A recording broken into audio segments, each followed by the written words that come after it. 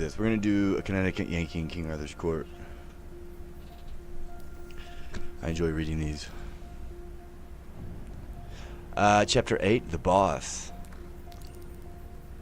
To be vested with enormous authority is a fine thing, but to have the onlooking world consent to it is a finer. The Tower episode solidified my power and made it impregnable. If any were perchance disposed to be jealous and critical before that, they experienced a change of heart. Now, there was not anyone in the kingdom who would have considered it good judgment to meddle with my matters. I was fast getting adjusted to my situation and circumstances. For a time I used to wake up mornings and smile at my dream and listen for the Colt's factory whistle. But that sort of thing played itself out gradually, and at last I was full able to realize that I was actually living in the 6th century and in Arthur's Court, not a lunatic asylum. After that, I was just as much at home in that century as I could have been in any other, and as for preference, I wouldn't have traded it for the 20th. Look at the opportunities here for a man of knowledge, brains, pluck, and enterprise to sail in and grow up with the country. The grandest field that ever was, and all my own. Not a competitor, not a man who wasn't a baby to me in acquirements and capacities, whereas what would I amount to in the 20th century? I should be foreman of a factory, that is about all, and could drag a scene down street any day and catch 100 better men than myself. With the jump I had made, I couldn't keep them thinking about it and contemplating it just as one does who has struck oil. There was nothing back of me that could approach it unless it might be Joseph's case, and Joseph's only approached it. It didn't equal it, quite. For it stands to reason that as Joseph's splendid financial ingenuities advantaged nobody but the king, the general public must have regarded him with a good deal of disfavor, whereas I had done my entire public a kindness in sparing the son, and was popular by reason of it. I was no shadow of a king. I was the substance. The king himself was the shadow. My power was colossal, and it was not a mere name, as such things have generally been. It was a genuine article. I stood here at the very spring and source of the second great period of the world's history, and could see the trickling stream of that history gather and deepen and broaden, and roll its mighty tides down the far centuries. And I could note the unspringing of adventurers like myself in the shelter of its long array of thrones. De Montforts, Gavestons, Mortimers, Villeries, the war-making campaign directing wantons of France, and Charles II's scepter wielding drabs. But nowhere in the procession was my full-seized fellow visible. I was unique and glad to know that the fact that could not be dislodged or challenged for 13 centuries and a half for sure. Yes, in power I was equal to the king. At the same time, there was another power that was a trifle stronger than both of us put together. That was the church. I do not wish to disguise that fact. I couldn't if I wanted to, but I never minded about that now. It was show up in its proper place later on. It didn't cause me any trouble in the beginning, at least any consequence. 2 towers there. I believe there's a mirror somewhere that you're trying to steal. I believe there would be a oh, I forgot the name of it. Estate sale going on somewhere in the country. What are they trying to steal? I have a mirror with twin towers on it. What's it? Where are we going to? Oh, there he is. As soon as I said it. I wonder how this works in the cubicle. I feel the pressure drop in the room. Pulling the rug out from under me. Which means he's latched onto something. It would be a mirror. Okay, yeah, that's not your property at all. Nor will it ever be. As we go through the Connecticut Yankee in King Arthur's Court in the 6th century. Do I have a witness? Well, it was a curious country and full of interest. And the people. They were the quaintest and simplest, trustingest race. Why, they were nothing but rabbits. It was pitiful for a person born in a wholesome, free atmosphere to listen to their humble and hearty outpourings of loyalty towards the king and church and nobility, as if they had any more occasion to love and honor a king and church and noble than a slave has to love and honor and lash. Or a dog has to love and honor the stranger that kicks him. Why, dear me, any kind of royalty, howsoever modified, any kind of aristocracy, howsoever pruned, is rightly an insult. But if you're born and brought up under this sort of arrangement, you probably never find it out for yourself, and don't believe it when somebody else tells you. It is enough to make a body ashamed of this race to think of the sort of froth that has always occupied its throne without a shadow of right or reason, and the seventh-rate people that have always figured as its aristocracies, a company of monarchs and nobles who, as a rule, would have achieved only poverty and obscurity if I left. Obscurity if left. I, like their betters, to their own exertions.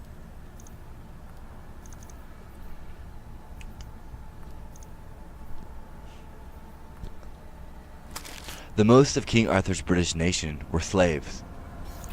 James Bond quit talking through my eye. See the problem I'm having? Pure and simple, and bore that name and wore the iron collar on their necks. And the rest were slaves, in fact, but without the name. They imagined themselves men and freemen, and called themselves so. The truth was, the nation as a body was in the world for one object, and one only, to grovel before king and church and noble, to slave for them, sweat blood for them, starve that they might be fed, work that they might play, drink misery to the dregs that they might be happy, go naked that they might wear silks and jewels, pay taxes that they might be spared from paying them, be familiar all their lives with the degrading language and postures of adulation, that they might walk in pride and think themselves the gods of this world. And for all this, the thanks they got were cuffs and contempt, and so poor spirit were they that they took even this sort of attention as an honor. Inherited ideas are a curious thing, and interesting to observe and examine. I had mine. The king and his people had theirs. In both cases they flowed in ruts worn deep by time and habit, and the man who should have proposed to divert them by reason and argument would have had a long contract on his hands. For instance, those people had inherited the idea that all men without title and a long pedigree, whether they had a great natural gifts and acquirements or hadn't, were creatures of no more consideration than so many animals, bugs, insects, whereas I had inherited the idea that human daws, who can consent to masquerade in the peacock shams of inherited dignities and unearned titles, are of no good but to be laughed at. The way I looked upon was odd, but it was natural. You know how the keeper of the public regard the elephant in the menagerie. Well, that is the idea. They are full of admiration of his vast bulk and his prodigious strength. They speak with pride of the fact that he can do 100 marvels, which are far and away beyond their own powers. And they speak with the same pride of the fact that in his wrath he is able to drive 1,000 men before him. You can get the gay guy out with the wave, Donald. You're the only one who could be doing this at this point, Connecticut. That sucks for you. Like a helmet.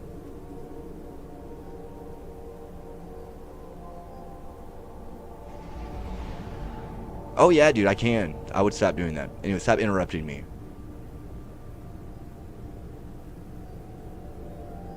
On the eyeball there. You're pumping it. Kitty cat. You see the problem I'm having now.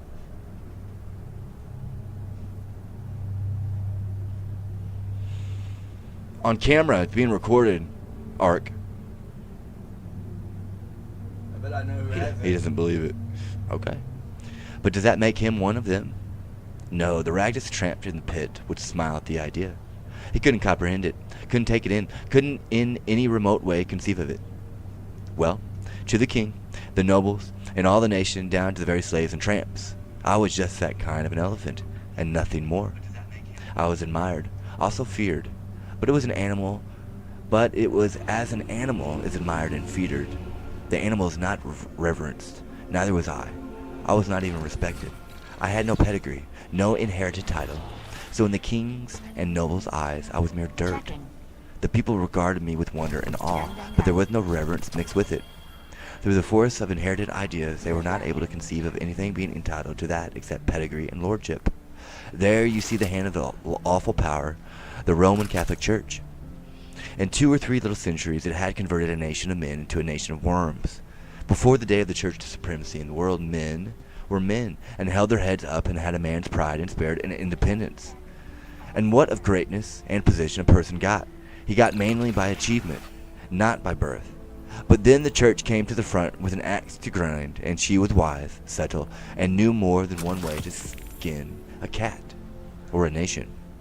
She invented divine right of kings and propped it all around, brick by brick, with the beatitudes, wrenching them from their good purpose to make them fortify an evil one. She preached to the commoner humility, obedience to superiors, the beauty of self-sacrifice. She preached to the commoner meekness under insult.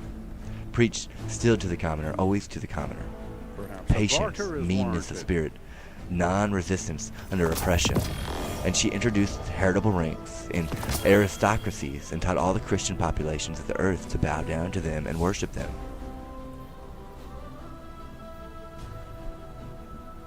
Even down to my birth century, that poison was still in the blood of Christendom, and the best of English commoners was still content to see his inferiors impudently continuing to hold a number of positions, such as lordships and the throne, to which the grotesque laws of his country did not allow him to aspire. In fact, he was not merely contented with the strange condition of things. He was even able to persuade himself that he was proud of it. It seems to show that there isn't anything you can't stand, if you are only born and bred to it. Of course that taint, that reverence for rank and title had been in our American blood, too. I know that. But when I left America, it had disappeared, at least to all intents and purposes. The remnant of it was restricted to the dudes and dudesses. When a disease has worked its way down to that level, it may fairly be said to be out of the system. But to return to my anomalous position in King Arthur's kingdom, here I was, a giant among pygmies, a man among children, a master intelligence among intellectual moles. By all rational measurement, the one and only actual great man in that whole British world. And yet there and then, just as in the remote England of my birth time, the sheep-witted earl, who could claim long descent from a king's leman acquired at second hand from the slums of London, was a better man than I was. Such a personage was fawned upon in Arthur's realm and reverently looked up to by everybody, even though his dispositions were as mean as his intelligence, and his morals as base in his lineage. There were times when he could sit down in the king's presence, but I couldn't. I couldn't have got a little easily enough, and that would have raised me a large step in everybody's eyes, even in the king's, the giver of it. But I didn't ask for it, and I declined it when it was offered. I couldn't have enjoyed such a thing with my notions, and it wouldn't have been fair, anyway, because as far back as I could go, our tribe had always been short of the bar of sinister. I couldn't have felt really and satisfactorily fine and proud and set up over any title except one that should come from the nation itself, the only legitimate source, and such as one I hoped to win. Fraud. Nuclear device, get off of it.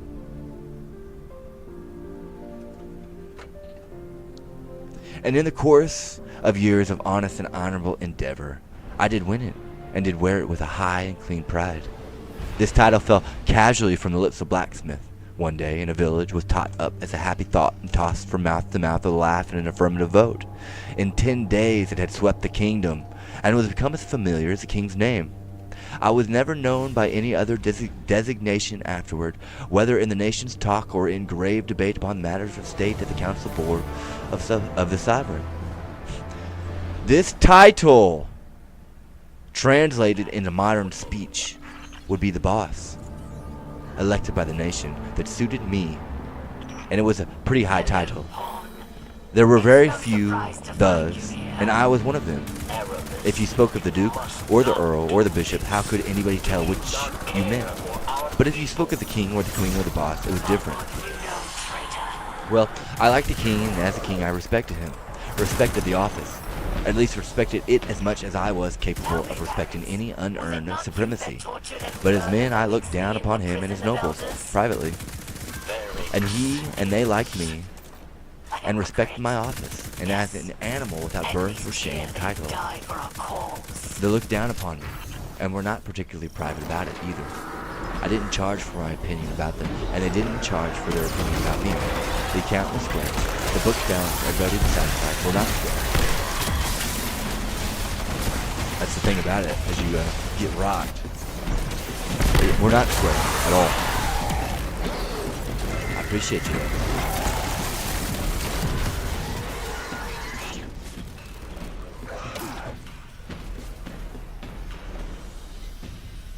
You are a monster,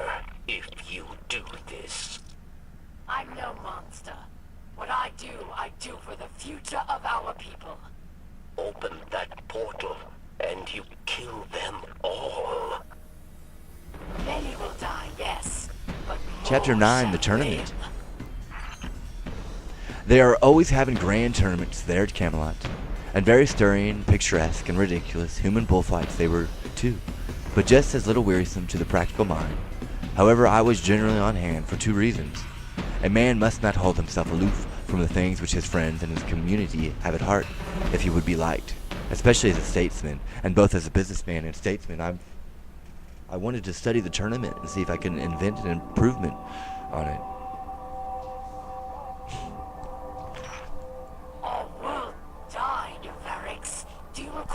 That reminds me to remark, in passing, that the very first official thing I did in my administration, and it was on the very first day of it too, was to start a patent office. For I knew that a country without a patent office and a good patent laws was just as crab, and couldn't travel anyway but sideways or backways. Things ran along, a tournament nearly every week, and now and then the boys used to want me to take a hand. I mean Sir Lancelot and the rest. But I said I would by and by, no hurry yet, and too much government machinery to oil up and set to frights, and started going.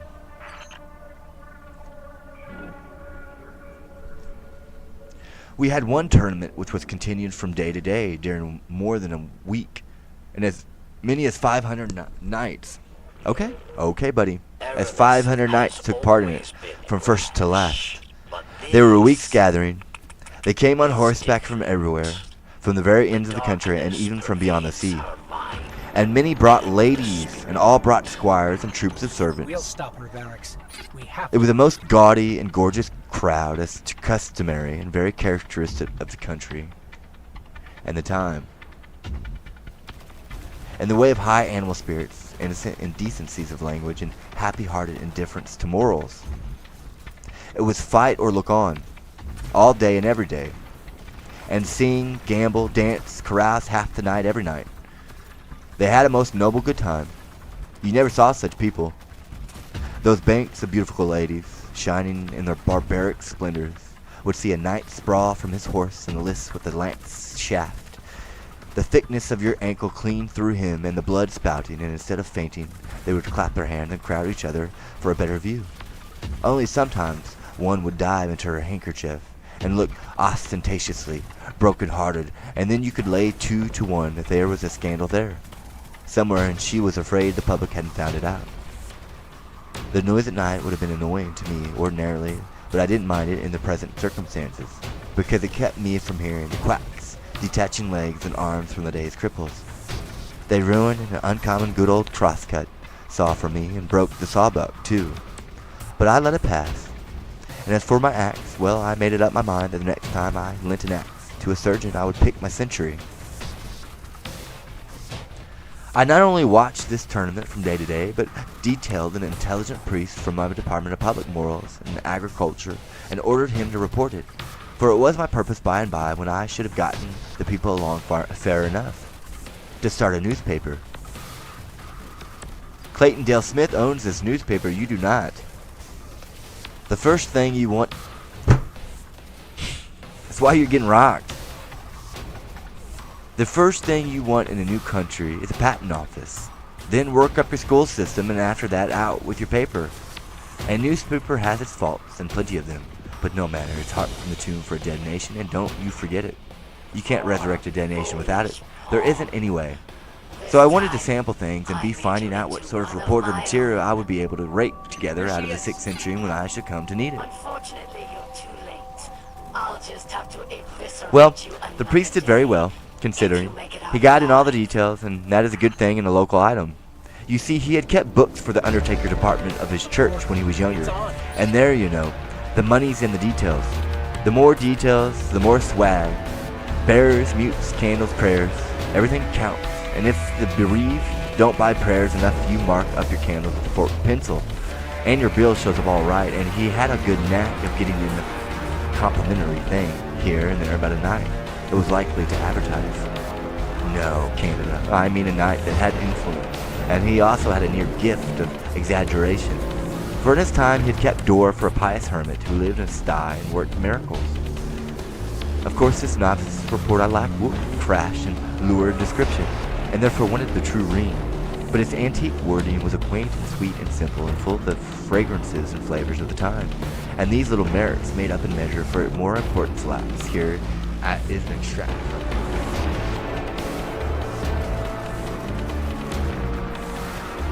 Then Sir Brian de la Isles and Grumorsum, knights of the castle, encountered with Sir Aglavale and Sir Tor, and Sir Tor smote down Sir Grumorsum to the earth. Then came Sir Gyarados of the Dolorous Tower and Sir Turquoise, knights of the castle, and there encountered with them Sir Percival de Galil and Sir Lamorak de Galil. There were two brethren, and there encountered Sir Percival with Sir Gyarados, and either brake their spears into their hands, and then Sir Turquoise with Sir Lamorak, and either of them smote down other, horse and all, to the earth, and either parties rescued other and horsed them again. And Sir Arnold and Sir Gotcher, knights of the castle, encountered with Sir Bandits and Sir King. And these four knights encountered mightily and brake their spears to their hands. Then came Sir Pantalope from the castle, and there encountered with him Sir Lionel. There Sir Pantalope, the Green Knight, smote down Sir Lionel, brother of Sir Lancelot. All this was marked by noble heroes, who bare him best, and their names. Then Sir Bleoberis brake his spear upon Sir Gareth, but at that stroke Sir Bleoberis fell to the earth. When Sir Gathrion saw that he had Sir Gareth keep him, and Sir Gareth smote him to the earth. Then Sir Galahad gat a spear to avenge his brother, and in the same wise Sir Gareth served him. And Sir Dinadan and his brother Lacote Mail Tail, and Sir Sacramore with Desirius, and Sir Donanus a savage.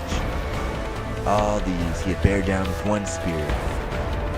When King Oswisance of Ireland saw Sir Gareth fair, so he marvelled what he might be. That one time seemed green, and another time at his again coming he seemed blue. And thus at every course that he rode to and fro he changed his color, so that there might neither king nor knight have ready cognizance of him.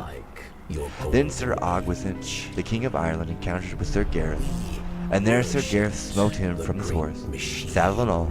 And then came King Carados all of Scotland, and Sir Gareth smote him down horse and horse. And in the same wise he searched him urine the land of Gore. And then there came in Sir Bagdemagus, and Sir Gareth smote him down horse and men in the earth. And Bagdemagus' son Malignus brake a spear upon Sir Gareth mightily and knightly. And then Sir Galeth and noble prince cried on high, In the wake of loss, Aramis rebuilt. Knight with the many colors, well hast thou jested. Now make thee ready, that I may just with thee. Sir Gareth heard him, and he gat a great spear. Of that which abandoned. And so they encountered together, and there the prince brake his spear. But Sir Gareth smote him upon the left side of the helm, and he reeled here and there, and he's fallen down on not his men recovered him. They will meet. Dog whistle, bitch. Surely, said King Arthur, that knight with many colors is a good knight. Wherefore the king called unto him Sir Lancelot, and prayed him to encounter with that knight. Sir, said Lancelot, I may as well find in my heart for to forbear him at that time, for he hath had travail enough this day. And when a good knight doth so well upon the day, it is no good knight's part to let him of his worship.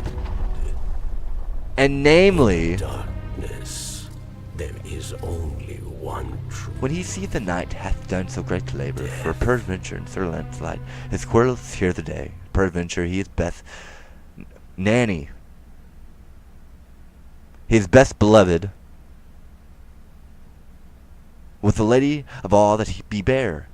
For I see well he paineth himself and enforceth himself to do great deeds, and therefore said Sir Lancelot, as for me, this day he shall have the honour.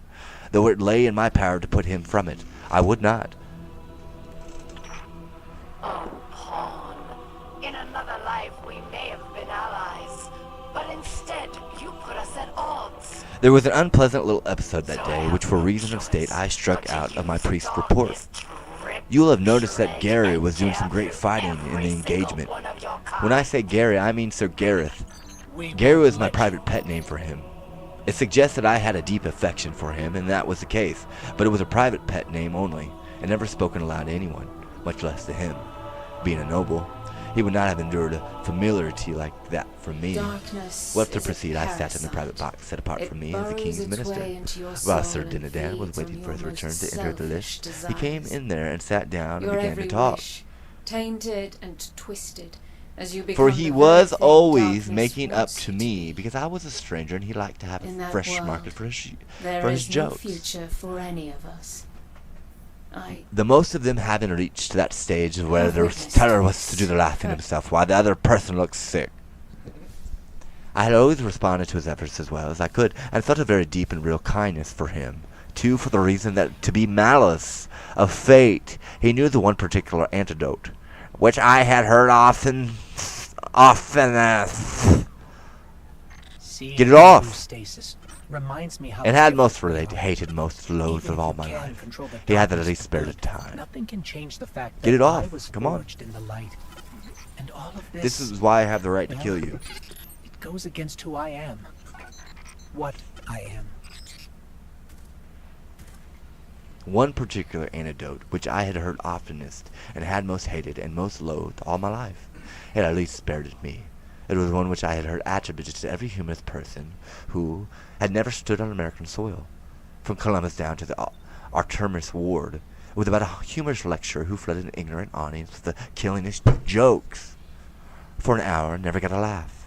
And then when he was leaving, some gray simpletons wrung him gratefully by the hand and said, it has been the funniest thing they had ever heard, and it was all they could do to keep him from laughing. Did you have a helium balloon in there with the eyeballs there, buddy? This is why I had the right to kill you.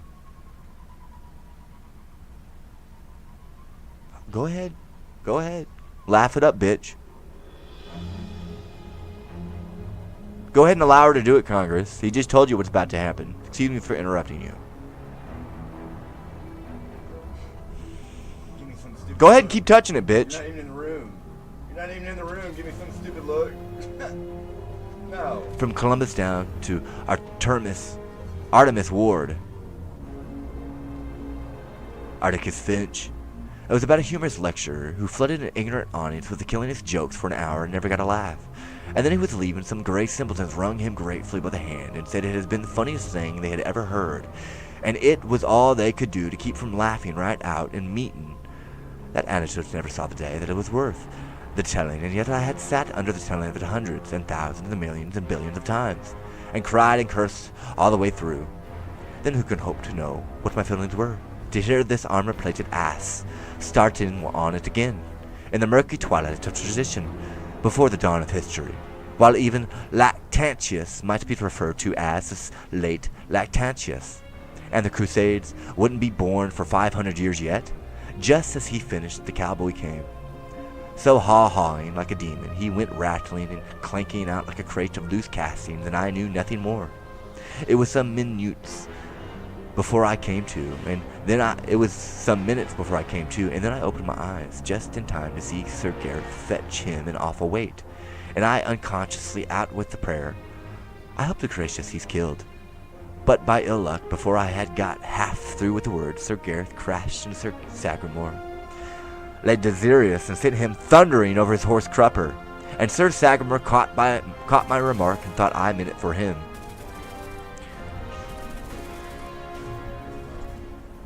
Well, whenever one of those people got a thing into his head, there was no getting it out again.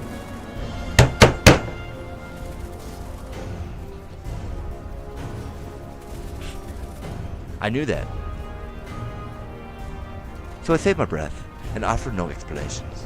As soon as Sir Sagramore got well, he notified me there was a little account to settle between us, and he named a day 3 or 4 years in the future, place of settlement, the list where the offense had been given. I said I would be ready when he got back. You see, he was going for the Holy Grail. The boys all look affair at the Holy Grail now and then. It was a several years cruise.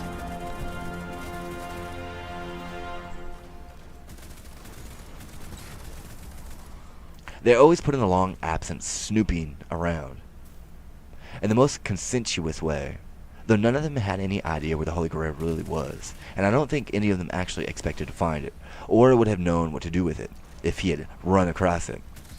You see, it was just the Northwest Passage of that day, as you may say. That was all. Every year, expeditions went out holy grailing, and next year, relief expeditions went out to hunt for them. There was worlds of reputation in it, but no money. Why, they actually wanted me to put in. Well, I should smile. I believe it's under the park. That's what he's pointing out. The park here in Jackson, underground.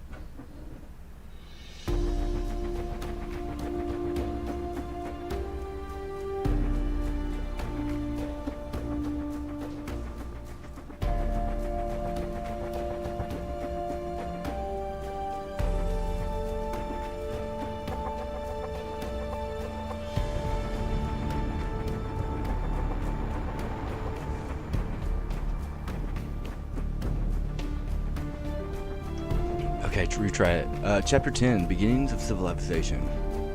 The round table soon heard of the challenge, and of course it was a good deal discussed, for such things interested the boys. The king thought I ought not to set forth in quest of adventures, so that I might gain renown and be the more worthy to meet Sir Sagramore when the several years should have rolled away. I excused myself for the present. I said it would take me 3 or 4 years yet to get things well fixed up and going smoothly, and then I should be ready. All the chances were that at the end of that time, Sir Sagramore would still be at our grailing, so no valuable time would be lost by the postponement. I should then have been in its office 6 or 7 years, and I believe my system and machinery would be so well developed that I could take a holiday without its works any harm. I was pretty well satisfied with what I had already accomplished. In various quiet nooks and corners, I had the beginnings of all sorts of industries underway. Nuclei of future vast factories, the iron and steel missionaries of my future civilization. In these were gathered together the brightest young minds I could find, and I kept agents out raking the country for more, all the time. I was training a crowd of ignorant folk into experts in every sort of handiwork and scientific calling.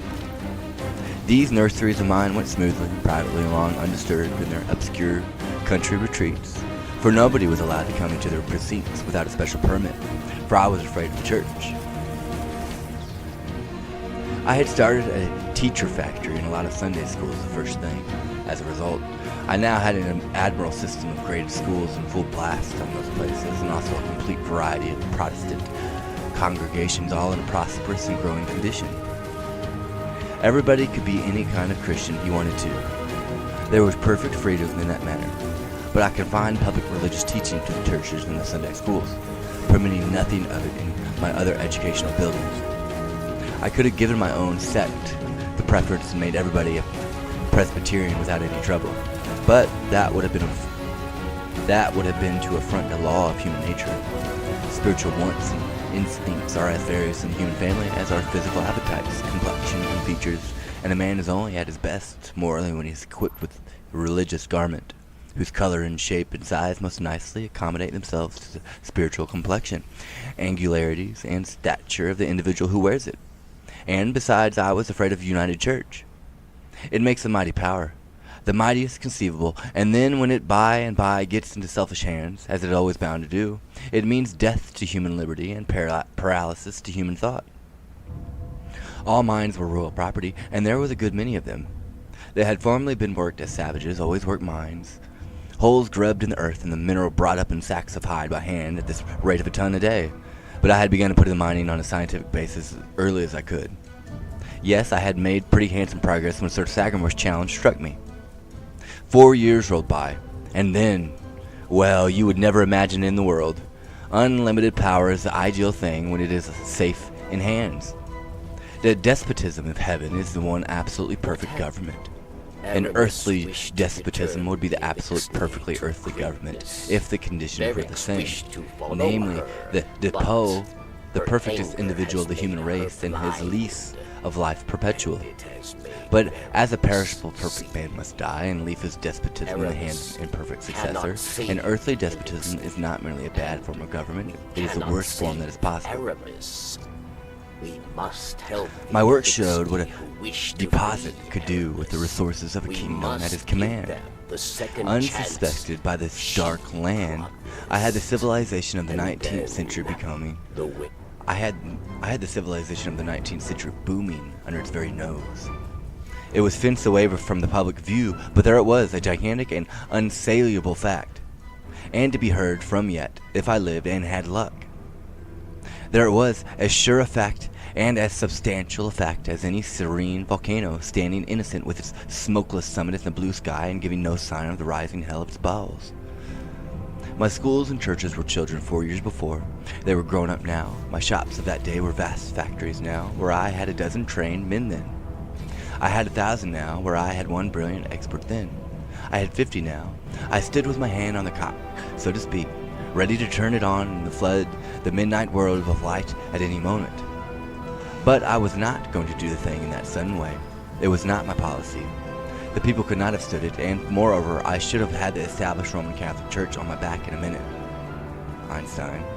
No, I had been going cautiously all the while. I had had confidential agents trickling through the country some time, whose office was to undermine knighthood by imperceptible degrees, and to gnaw a little at this and that and the other superstition, and so prepare the way gradually for a better order of things. I was turning on my light one candle power at a time, and meant to continue to do so. I had scattered some branch schools secretly about the kingdom, and they were doing very well. I meant to work this racket more and more as time wore on, if nothing occurred to frighten me. One of my deepest secrets was my West Point, my military academy. I kept that most jealously out of sight, and I did the same with my naval academy, which I had established at a remote seaport. Both were prospering to my satisfaction. The skiff is prepared. No. Clarence was 22 now, and was my head executive, my right hand. He was darling. He was equal to anything. There wasn't anything he couldn't turn his hand to. Of late I had been training him for journalism, for the time seemed about right for a start in the newspaper line. Nothing big, but just a small weekly for experimental circulation in my civilization nurseries. He took to it like a duck. You changed that golf pin one more fucking time. He took to it like a duck. There was an editor concealed in him, sure. Already he had doubled himself in one way. He talked 6th century and wrote 19th. His journalistic style was climbing steadily. It was already up the back settlement, Alabama mark, and couldn't be told from the editorial output of that region either by matter or flavor. We had another large departure on hand, too. This was a telegraph and a telephone, our first venture in this line, whose wires were for private service only, as yet, and must be kept private until a riper day should come. We had a gang of men on the road, working mainly by night. They were stringing ground wires. We were afraid to put up poles, for they would attract too much inquiry. Ground wires were good enough, in both instances, for my wires were protected by an insulation of my own invention, which was perfect. My men had orders to strike across country, avoiding roads and establishing connection with any considerable towns whose lights betrayed their presence, and leaving experts in charge. Nobody could tell you how to find any place in the kingdom, for nobody ever went intentionally to any place, but only struck it by accident in its wanderings, and then generally left it without thinking to inquire what its name was. At one time and another we had sent out topographical expeditions to survey and map the kingdom, but the priests had always interfered and raised trouble, so we had given the thing up for the present. It would be the poor wisdom to antagonize the church. As for the general condition of the country, it was as it had been when I had arrived in it. To all intents and purposes I had made changes, but they were necessarily slight, and they were not noticeable. Thus far I had not even meddled with the taxation, outside of the taxes which provided the royal revenues. I had systemized those, and put the service on an effective and righteous basis.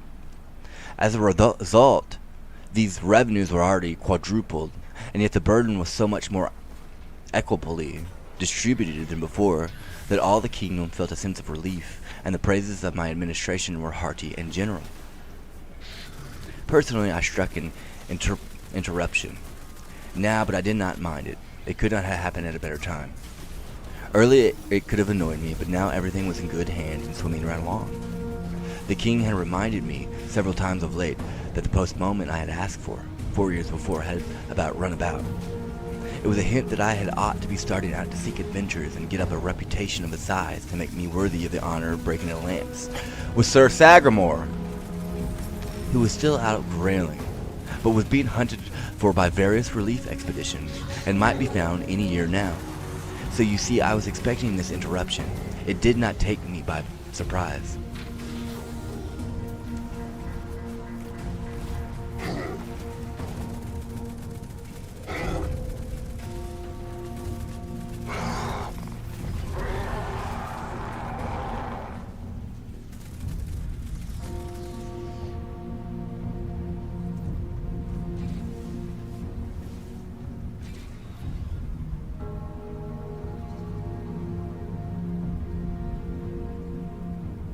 It is going to stop. Tony's Pizza. I'm not arguing with you at all. Chapter 11, The Yankee in Search of Adventures, the property that is being handed over. There never was such a country for wandering liars, and they were of both sexes. Hardly a month went by without one of these tramps arriving, and generally loaded with a tale about some princess or other wanting help to get her out of some faraway castle where she was held in captivity by a lawless scoundrel, usually a giant. Now you would think the first thing the king would do after listening to such a novelette from an entire stranger would be to ask for credentials. Yes, and a pointer or two as to locality of castle, best route to it, and so on. But nobody ever thought of so simple and common sense a thing of that. No, everybody swallowed these people's lies whole and never asked a question for any sort or about anything. Well, one day when I was not around, one of these people came along. It was a she one, this time, and told a tale of the usual pattern. Her mistress was a captive in a vast and gloomy castle, along with 44 other young and beautiful girls, pretty much all of them princesses. They had been languishing in that cruel captivity for 26 years. The masters of the castle were 3 stupendous brothers, each with 4 arms and 1 eye. The eye in the center of the forehead, and as big as a frilt, sort of fruit not mentioned, their usual sloveliness in statistics. Would you believe it? The king and the whole round table were in raptures over this preposterous opportunity for adventure. Every knight at the table jumped for the chance and begged for it, but to their vexation and chagrin the king conferred it upon me, who had not asked for it at all. No. By an effort I contained my joy when Clarence brought me the news, but he could not contain his. His mouth gushed delight and gratitude in a steady discharge. Delight in my good fortune, gratitude to the king for the splendid mark of his favor for me. He could get neither his legs nor his body still, but piroued about the place in the airy ecstasy of happiness. On my side, I could have cursed the kindness that conferred upon me this benefaction, but I kept my vexation under the surface for policy's sake, and did what I could to let on be glad. Indeed, I said I was glad, and in a way it was true. It was as glad as a person it was when he is scalped. Well, one must make the best of things and not waste time in useless fretting, but get down to business and see what can be done. In all lies, there is wheat among the chaff. I must get to the wheat in the case, so I sent for the girl, and she came. She was a comely enough creature and soft and modest, but if signs went for anything, she didn't know as much as a lady's watch. I said, "My dear, have you been questioned as to particulars?" She said she hadn't. Well, I didn't expect you had, but I thought I would ask, to make sure. It's the way I've been raised. Now you mustn't take it unkindly if I remind you that as we don't know you, we must go a little slow. You may be all right, of course, and we'll hope that you are, but to take it for granted isn't business. You understand that. I'm obliged to ask you a few questions. Just answer up fair and square, and don't be afraid. Where do you live when you're at home? In the land of Moder, fair sir. Land of Moder. I don't remember hearing of it before. Parents living? As to that, I know not if they be yet on live. Sith, it is many years that I have lain shut up in the castle. Your name, please. I hight the Demoiselle Alexandre La Carteloy, and it please you. Do you know anybody here who can identify you? That were not likely, fair lord, I being come hither now for the first time. Have you brought any letters, any documents, any proof that you are trustworthy and truthful? Of a surety, no. And wherefore should I? Have I not a tongue, and can I not say all that myself? But you are saying it, you know, and somebody else is saying it is different. Different? How might that be? I fear me I do not understand. Don't understand? Land of... Why, you see what? Great Scott. Can't you understand a little thing like that? Can't you understand the difference between your... Why do you look so innocent and idiotic? I? In truth, I know not. But it were the will of God.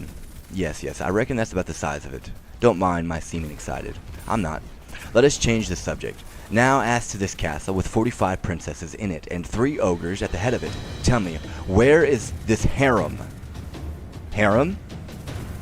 The castle, you understand. Where is the castle? Oh, as to that, it is great and strong and well beseen, and lieth in a far country. Yes, it is many leagues. How many? Ah, fair sir, it were woundily hard to tell. They are so many, and do so lap the one upon the other, and being made all in the same image, and tincted with the same color, one may not know the one league from its fellow, nor how to count them, except they be taken apart, and ye wit will were God's work to do that, be not within any man's capacity, for ye will note. Hold on. Never mind about the distance. Whereabouts does the castle lie? What's the direction from here? Please you, sir, it hath no direction from here, by reason that the road lieth not straight, but turneth evermore. Wherefore the direction of its place abideth not, but it is sometime under the one sky, and anon under another.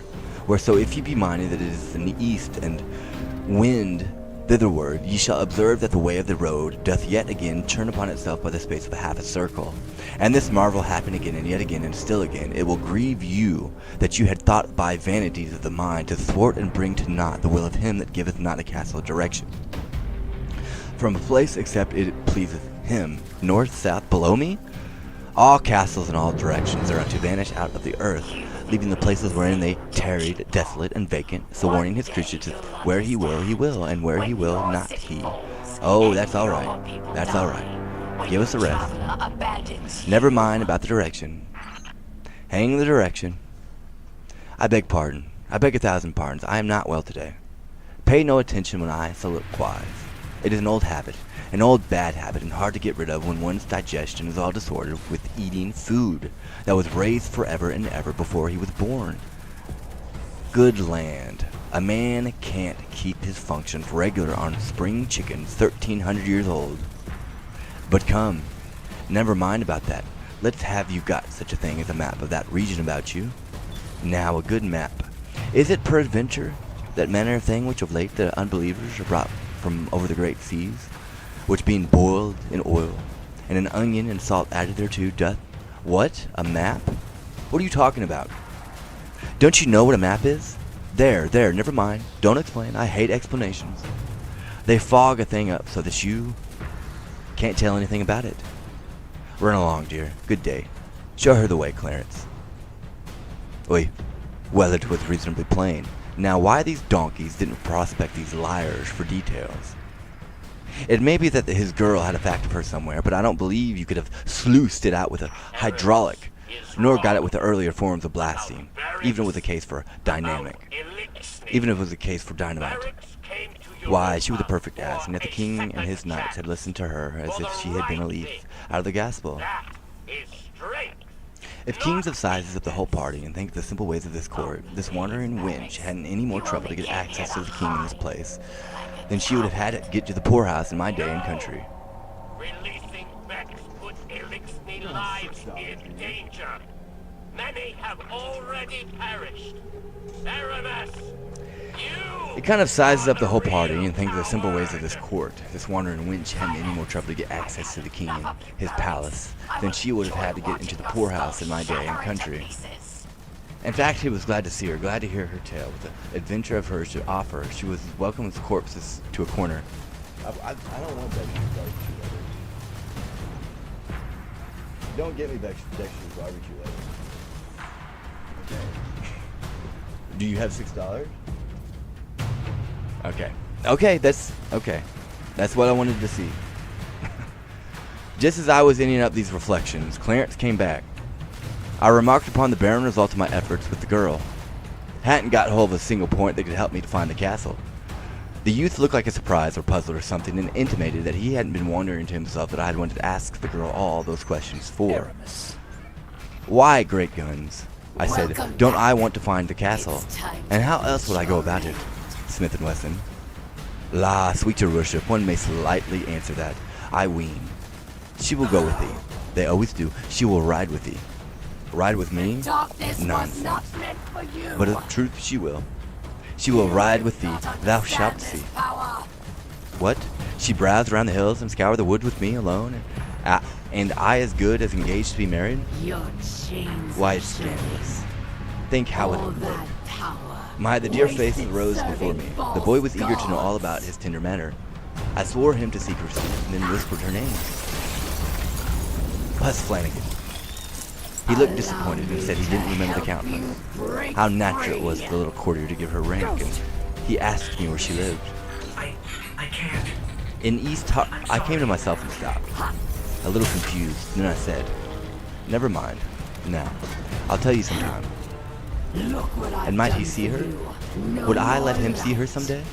It was but a little thing to promise. 1,300 years or so, and he is eager. So I said yes, but I sighed. I couldn't help it.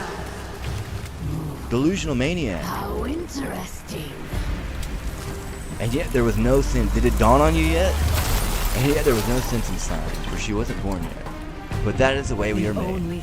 We don't reason where we feel. We just feel. Come then, Paul.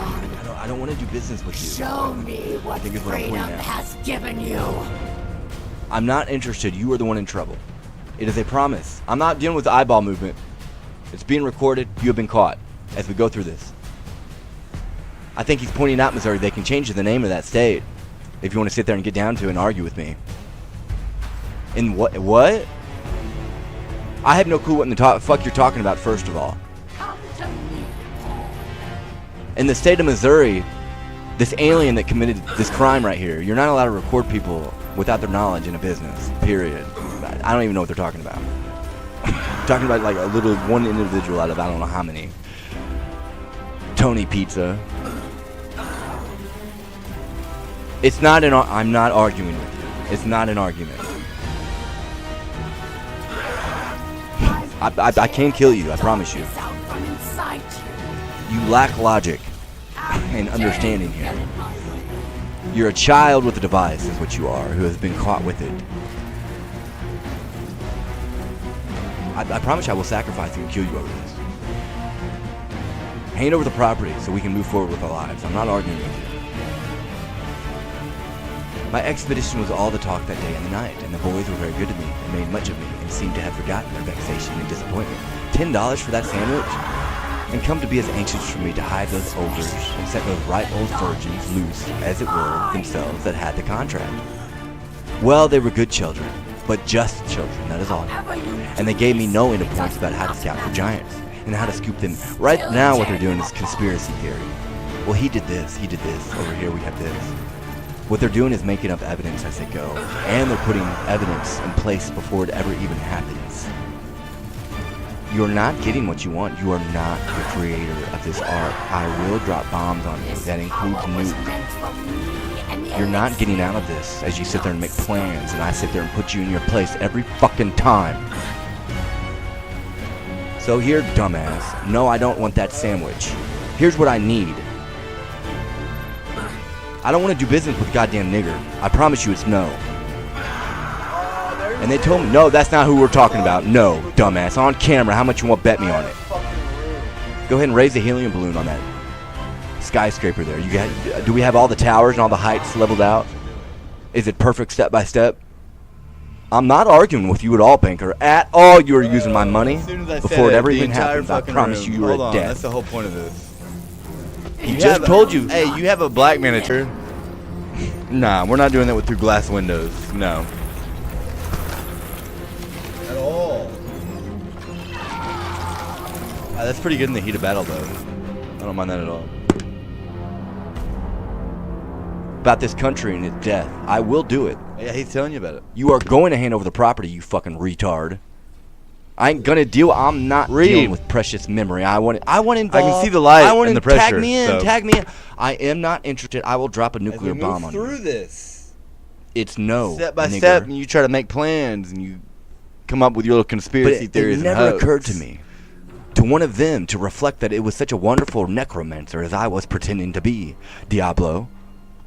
I ought not to need salves or instructions or charms against enchantments, and least of all arms and armor on a foray of any kind, even against fire-sprouting dragons down in that bunker, and devils hot from perdition, let alone such poor adversaries as these I was after, these commonplace ogres of the back settlements.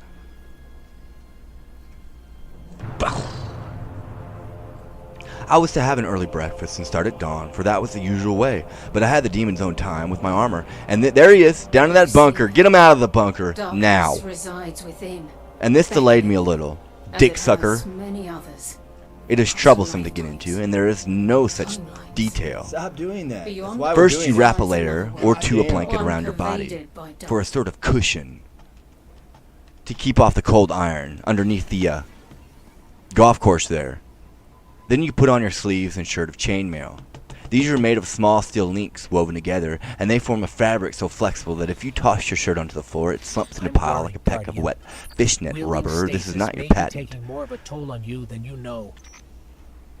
I can resurrect It you is very with heavy light, and is nearly but if using uncomfortable darkness material in the consumes world for a you, night shirt. I Yet may plenty be used it for powerless. that.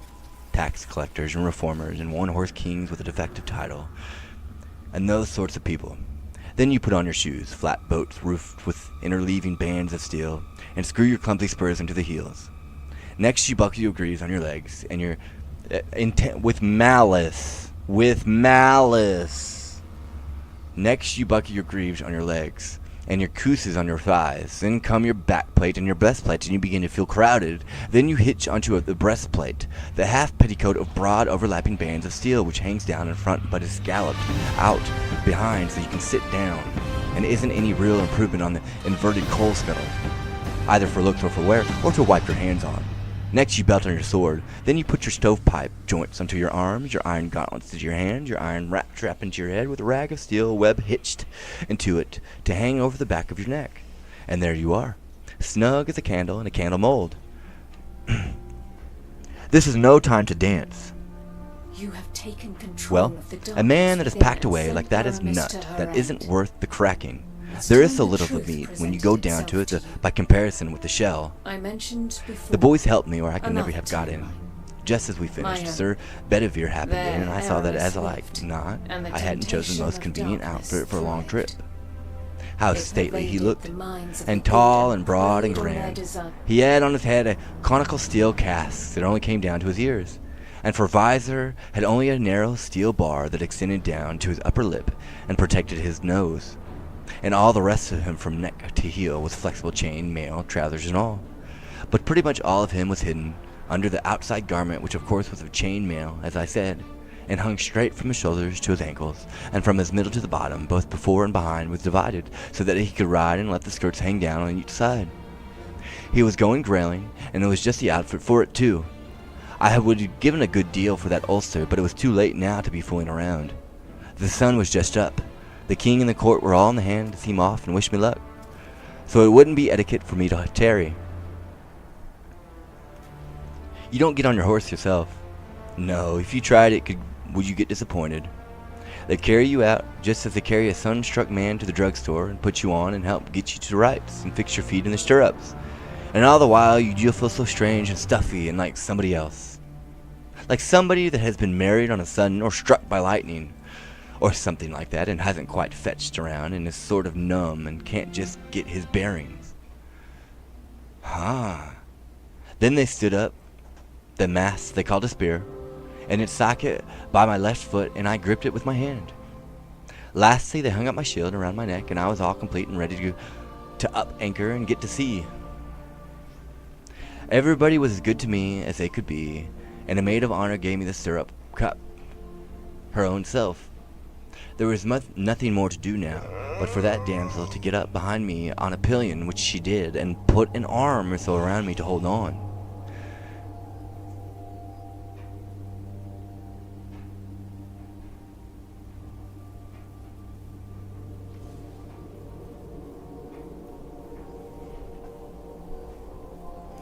And so we started, and everybody gave us a goodbye and waved their handkerchiefs or helmets, and everybody we met going down the hill and through the village was respectful to us, except some shabby little boys on the outskirts. They said, "Oh, what a guy. It'd have clods to us. In my experience, boys are the same in all ages."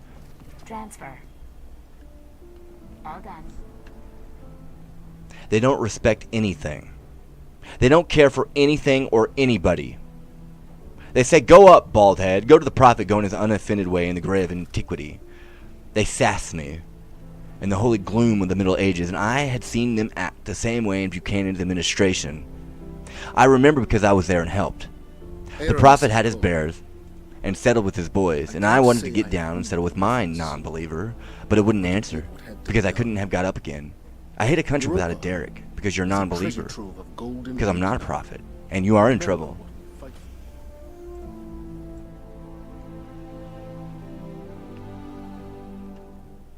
Is that all of it? That is all of it. I'll do some more.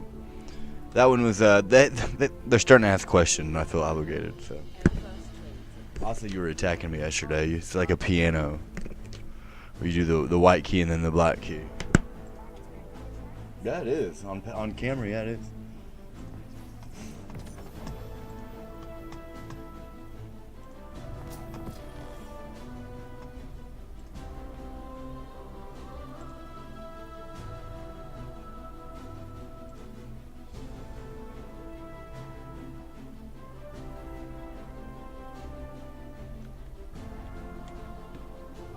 Oh, it's always a good time.